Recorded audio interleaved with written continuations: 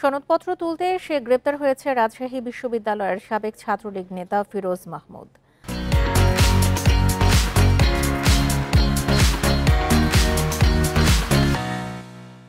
তাকে ছাত্রদলের দায়ের করা মামলায় গ্রেপ্তার দেখানো হয়েছে। গ্রেপ্তার ফিরোজ মাহমুদ শহীদ জিয়াউর রহমান হল শাখা ছাত্রলীগের সাবেক যুগ্ম সাধারণ সম্পাদক। পুলিশ জানায়, শুক্রবার রাত 12টায় বিশ্ববিদ্যালয়ের শহীদ জিয়াউর রহমান হলের সামনে এলে কয়েকজন ছাত্র তাকে মারধর করে। পরে আহত অবস্থায় তাকে উদ্ধার করে মতিহার থানা পুলিশ।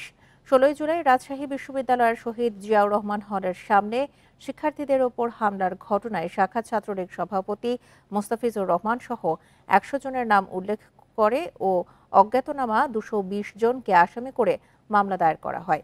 ফিরোজ মাহমুদকে এই মামলায় গ্রেপ্তার দেখানো হয়েছে বলে জানিয়েছে পুলিশ।